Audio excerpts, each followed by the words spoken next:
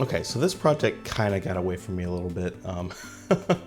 It all started here, trying to build a physical control panel to control my Lego train layout. And it does work. I can flip the switches on the board and control them all independently. And this was something I always thought was so cool with model train layouts. As a kid, I spent a lot of time looking at magazines and seeing the awesome control panels that people would build. And I'll give you a good example of a recent inspiration. You can check out the YouTube channel Train Wild.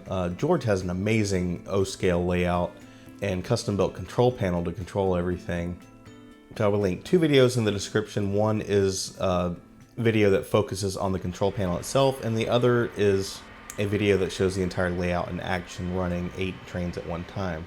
So I mocked all this up in Bricklink Studio, and I didn't really realize how much space it would take up to build this layout using standard Lego pieces. So this is a 9-volt layout just because I felt it was appropriate. But you can see it takes up the entire table. And then I've got another table over here, and it just kind of runs off there. And I am just about out of 9-volt track just to just to build that section. So that's what I mean when I say it got away from me a little bit. This may be something I can revisit later. This could be built a little more compact if I were using TrixBricks tracks and did a RC layout rather than a 9-volt layout. And I was also reminded of a few things. If you know anything about these 9-volt switches, they actually isolate sections of the track. So right now, oh, wrong one. I can control this train, but if I flip this switch, it will control that train. And the problem I had was I had the power for the far track on this side of the switch. So as soon as I flipped this switch, that section was isolated, or that section was powered, this section was not, so I couldn't actually move trains from one to the other. So let's flip this back. We will be controlling the blue train, and we will flip the double crossover here, or I guess a single crossover, but it controls both switches at once. And then it will roll over a section of TrixBricks plastic track, and that's used to isolate the 2 sections apart from each other. And it is just long enough to where you should always be on one side. Like if you've got any inertia going into it, you shouldn't get centered on this where nothing can power it. And it also keeps the power from feeding into the other transformer, which shouldn't really be a problem. But that's why I used that size of track. So now if we control this regulator, come on, buddy. Oh wait, what is going on here? Okay, figured it out. For whatever reason, I had to flip the switches back and forth. It's like the first time it didn't take or something, but now I can control the train. So now we're on this section of track. So there's basically 2 main lines down the slightly off center. So you've got these 2 main lines here. You have a crossover on each side. And then we've got 3 switches here that branch out into 3 tracks here. And then we've got a siding on that side as well. And another issue I had, again, I was running out of space to cram this all on the table. So I had to have this S-curve through here. And just these tracks already have issues backing over the switches. So if I try to get all of these at once, I'm going to have issues because I'm not going to be able to back through this section here. It's partially because of the style cars I'm using here and just the limitations of the Lego track.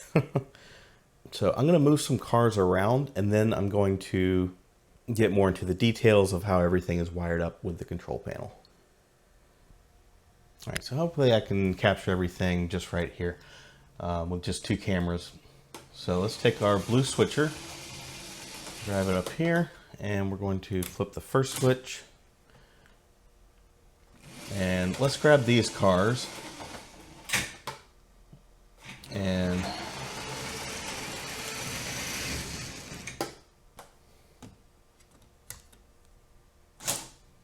we're going to put them on the other section of the track for the red locomotive.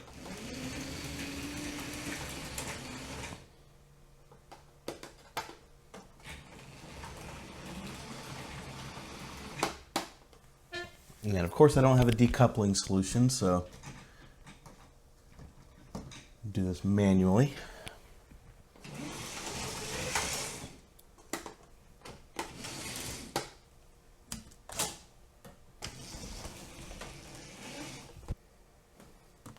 So let's take our red locomotive. Coming in hot. All right. And now we can take these cars and take them wherever they're going.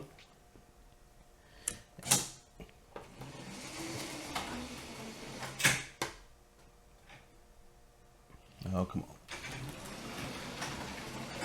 These tracks probably need maybe a little bit of cleaning, but more than anything, they just need trains to run, and then they'll be a little better making contact with the wheels of the train. And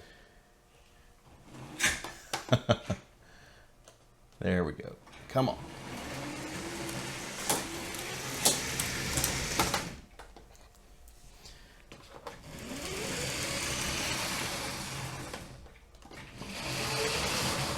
So there it is.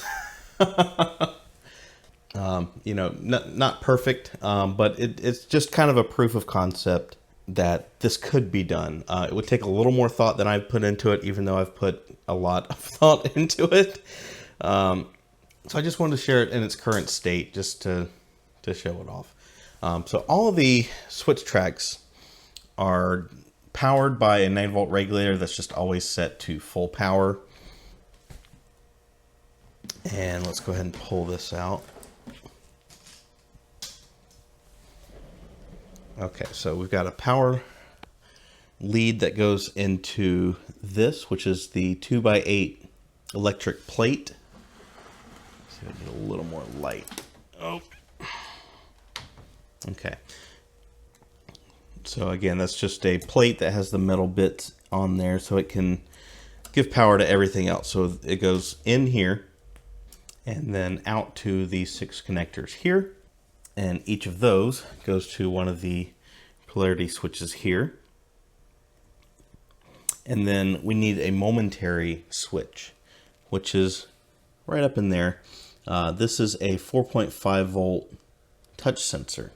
So let's go ahead and pull it out. And they're loose because the geometry of the pieces is just not going to, you can't attach it really in any way that the axle that goes out of it will be straight. So it'll bind and give you some issues. So let's take the switch out here. And that's what they look like. It is just a momentary switch. I'll show you the inside of one of these. It's basically just a momentary switch. The touch sensors for the 9-volt series worked a lot differently, and they can't be used as just a momentary switch like this can. But that's what I think is really great about these, that they can be used in this method. And then after the switch, it goes to one of these 2x4 electric plates, and then each of those goes out to either a switch or a pair of switches, like when we have the crossovers on either side. And, you know, building this would not have been possible without the Studio software. Not just mocking up all the tiles on the front. So you've got like the angled tiles here to get, you know, where the tracks cross over. But the backside was crazy to try to get all this done. Because if you look around where there's holes for the wires to go through and the buttons and everything, it takes a lot of plates to get that just right.